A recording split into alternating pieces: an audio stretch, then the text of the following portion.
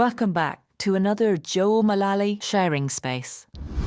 Divinely blessed ambassadors, native Chinese healers holding on to the pain of others, Native American healers' ability to heal people, practical demonstration, the power we hold within. Several years ago, a fascinating conference took place in the US featuring native Chinese healers and Native American healers.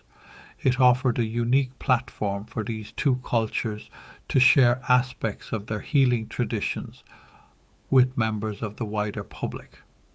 As it panned out, much of the time was taken up with presentations covering technical elements of the Chinese I Ching and Native American medicine wheel.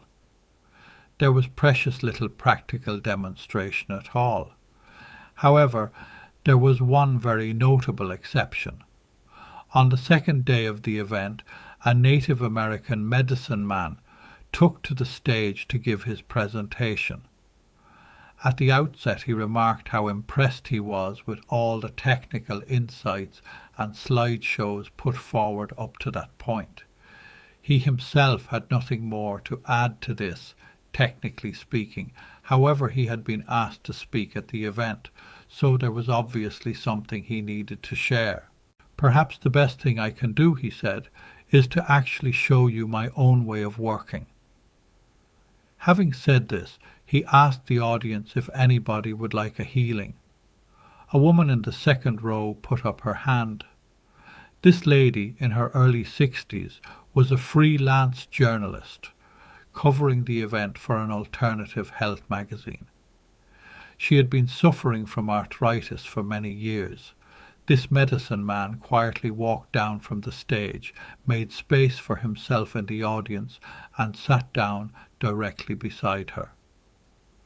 After settling himself for a moment, he took her hands in his and they both remained still.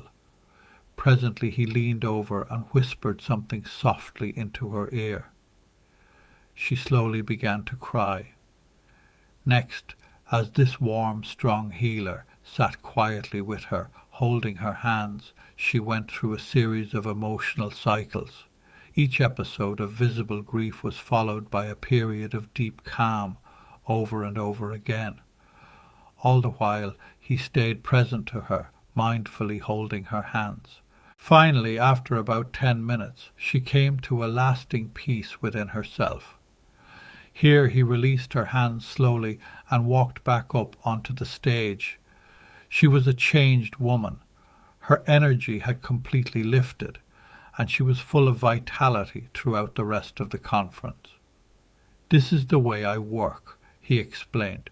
"This service is a simple thing for me. When somebody asks me for a healing, the first thing I do is check with my spirits and my guides. I ask them to tell me why this person has come to see me now. Then I am told what I must do. Maybe I'm to work on the person directly. Maybe I am to give them advice about something. Maybe I am required to direct them to go to someone else. Whatever I am to do, they will let me know. During this demonstration here, I said to the lady, 'Your pain is not your own. You have suffered it long enough. I now understand it. Give it to me. I will gladly take it from you and deal with it for you from now on.' As I sat with her, she was willing, thankfully, to release her pain to me and let it go." As you can imagine, this practical demonstration made a profound impression on many of those attending that event at the time. People who witnessed that healing session firsthand never forgot it. The simplicity of it, the effectiveness of it. It was a wonderful demonstration of how traditional ways of working can bring profound impacts to the healing process, and it showed up very clearly the contrast between these ancient ways of working and many of the modern alternative therapy methods. When I was young, I was fascinated by the great Roman Catholic healer, Padre Pio. Many people know of this great man's ability to heal people. Not so many people know how he did this. Padre Pio was a Roman Catholic priest, and so he subscribed to the old traditional Roman Catholic view of suffering. This view held that any suffering visited upon you was to be welcomed as an opportunity to share in Christ's suffering on the cross for the sins of mankind. A critical point in this teaching, however, said that you would never be sent more suffering than you could bear. So Padre Pio believed suffering was to be coped with as an act of true spiritual love. Now, when people came to him asking to be healed of their pain, he prayed to God for them.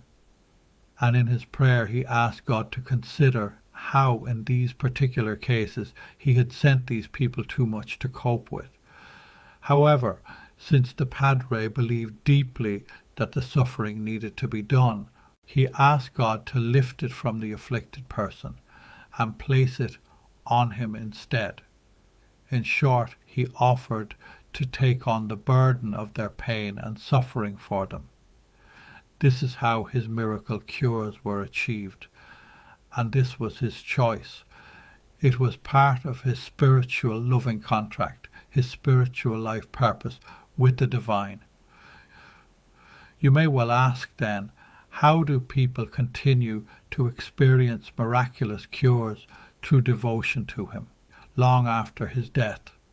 And to answer this, you must remind yourself that in truth all people really heal themselves. So the role of any healer here is to kick-start that process. It's important to stress here too that the vast majority of traditional healers certainly do not make a habit of holding on to the pain of others. Far from it. That was Padre Pio's own individual choice, as I've already explained. Moreover, the great spiritual love and compassion shown by a healer like Padre Pio is actually ever present with us, here all the time. It is a great spiritual gift of love from the divine. Gifted healers down through all the generations then are divinely blessed ambassadors, gently reminding us continuously of the power we hold within.